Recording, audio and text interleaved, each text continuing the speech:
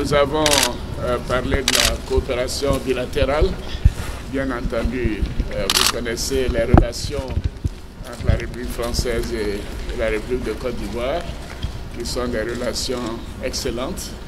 Les progrès sont impressionnants en Côte d'Ivoire et nous avons également parlé du dernier sommet de l'Union africaine et l'agenda 2063 qui a été confié à la Côte d'Ivoire, le financement de l'Union africaine et également le changement de leadership au niveau de la conférence des chefs d'État du président Kagame et du président Sisi. Et nous avons évoqué un certain nombre de questions régionales qui sont bien évidemment importantes pour la Côte d'Ivoire, mais aussi pour la France.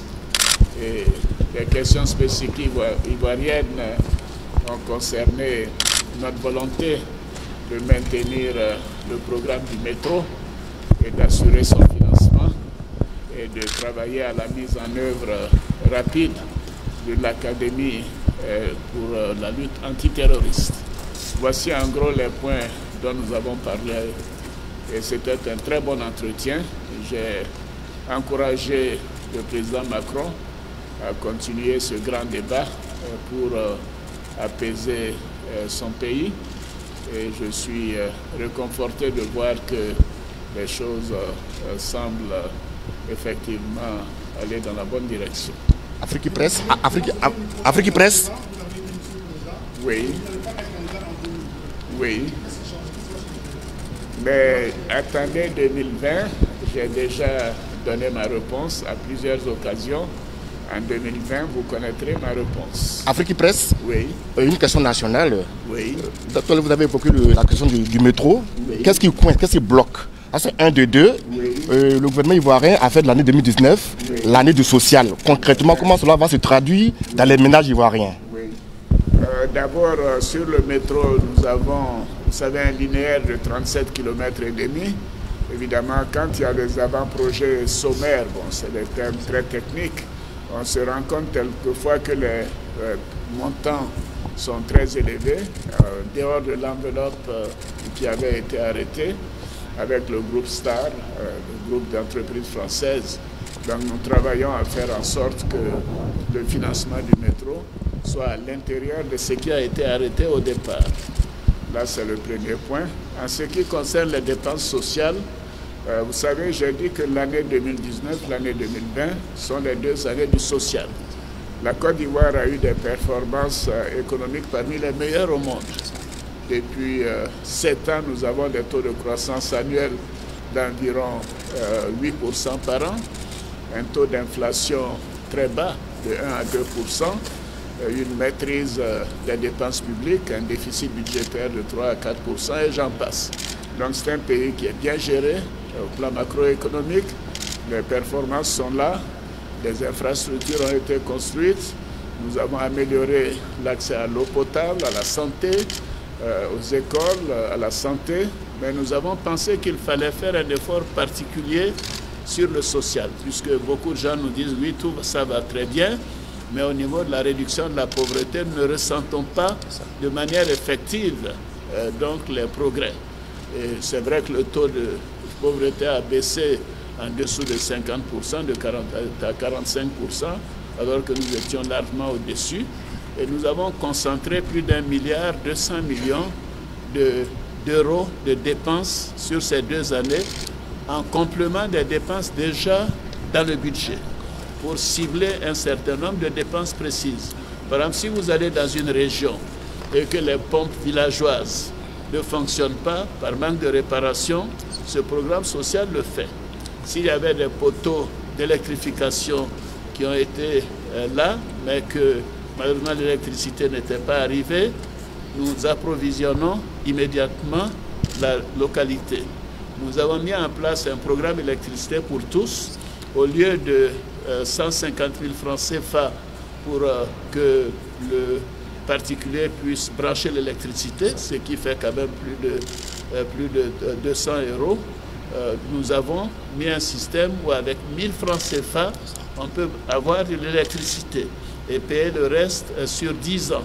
avec donc un financement prévu par le programme social. Donc c'est toute une série de mesures qui permettent de faire en sorte que les Ivoiriens qui ont des revenus faibles puissent accéder au quotidien, à l'école, à la santé, à l'eau potable, à l'électricité. Et nous avons également ce que nous appelons des bourses familiales pour 35 000 ménages aujourd'hui. Et nous allons passer l'année prochaine à 100 000 ménages qui recevront une somme forfaitaire par an pour pouvoir faire la vaccination de leurs enfants, pour envoyer leurs enfants à l'école, pour que les enfants, les femmes enceintes puissent aller à l'hôpital. Je pourrais continuer toute la soirée, vous voyez. C'est un programme qui est vaste, qui est important, qui est profond, qui est fait pour améliorer le quotidien des Ivoiriens les plus démunis. Monsieur le Président, avez-vous écouté des réactions de certains Ivoiriens au sujet de vos propos relatifs à monsieur Ocampo, où vous disiez vous ne le connaissez pas? Je ne le connais pas, je ne le connaissais pas avant que ce problème ne se pose. Ceci me paraît évident. J'étais à l'hôtel du Golfe. Comment voulez-vous que je connaisse Ocampo alors que j'étais prisonnier à l'hôtel du Golfe pendant 4 mois et demi? Mais quand la question donc, du transfert de Laurent Gbagbo a été décidée, et c'est lui qui a d'ailleurs amené la Côte d'Ivoire à la CPI, mais bien évidemment, à ce moment-là, il me fallait prendre des contacts avec M. Ocampo, et c'est à ce moment-là que je l'ai connu. Avez-vous évoqué avec Emmanuel Macron la situation de Gbagbo, et vous, à titre personnel, craignez-vous un éventuel retour de M. Gbagbo? Non, je peux vous dire sincèrement, nous n'avons pas parlé de Laurent Gbagbo. Et à titre personnel, à titre personnel, Laurent Gbagbo est un frère, il est ancien président. Et nous attendons la suite. Il n'y a pas de commentaire particulier à faire. Monsieur le Président, vos rapports avec Guillaume Soro, actuellement, on voit que le climat est un peu tendu. Quels sont vos rapports? Les clients sont pas tendus. Guillaume Soro est un fils, je vous l'ai dit. Quelquefois, certains fils sont un peu rebelles. Il faut leur donner le temps de s'assagir. Mais il dit que vous l'avez forcé. Non, laissez tomber, passez à autre chose. Merci. Merci, monsieur. Voilà. Je voulais vous dire une chose. J'ai entendu beaucoup de déclarations sur le franc CFA. Oui. Je tiens à faire cette déclaration qui est importante. Voyez-vous, je ne veux pas faire preuve de manque d'humilité, mais moi j'ai été directeur des études de la Banque centrale de l'Afrique de l'Ouest, qui émet le franc CFA. J'ai été vice-gouverneur, j'ai été gouverneur de la BCEAO, j'ai été directeur général adjoint du Fonds monétaire international. Alors, je crois qu'il faut que ce débat cesse. Les gens en parlent sans savoir de quoi ils parlent. Le franc CFA est notre monnaie. C'est la monnaie des pays qui l'ont librement consenti et qui l'ont mise en place de manière souveraine. Et ce, depuis l'indépendance, depuis 1960. Le franc CFA est plus ancien que l'euro. Alors, personne ne parle de l'euro. Et ceci ne semble pas poser de problème. Alors, je ne comprends pas ce faux débat sur le franc CFA. Alors, je tenais à le préciser. Le franc CFA est une monnaie solide. C'est une monnaie qui est gérée par la Banque centrale des États de l'Afrique de l'Ouest, dont j'ai été le gouverneur, dont je suis aujourd'hui gouverneur honoraire, gérée uniquement par les Africains. Et c'est une monnaie qui est en circulation, pas seulement dans les 8 États membres de l'Afrique de l'Ouest, mais dans l'ensemble de l'Afrique de l'Ouest. Si vous allez en Mauritanie, si vous allez au Ghana, au Nigeria, vous allez au Libéria, en Sierra Leone, dans d'autres pays, en Gambie, mais dans tous ces pays, les populations acceptent et utilisent le franc CFA. Si cette monnaie était autant décriée, pourquoi voulez-vous que des pays qui ne sont pas membres du franc CFA, de leur population iraient chercher des francs CFA? Mais par contre, dans la zone de CFA Afrique de l'Ouest, nous n'avons pas de monnaie des pays voisins.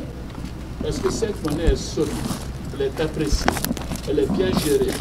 Les 8 économies qui la composent sont parmi les meilleures en performance économique. Le taux de croissance est au-delà de 6%.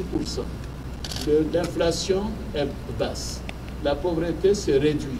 Les déficits sont maîtrisés parce que nous sommes ensemble et la solidarité fait que nous pouvons de temps en temps nous apporter des appuis et qui fait avancer la machine.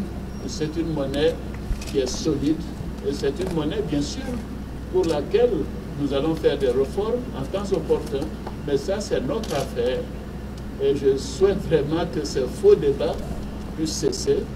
Notre monnaie est le franc CFA et nous sommes très, très, très heureux d'avoir cette monnaie qui est stabilisante pour nos économies, pour nos pays et pour nos populations.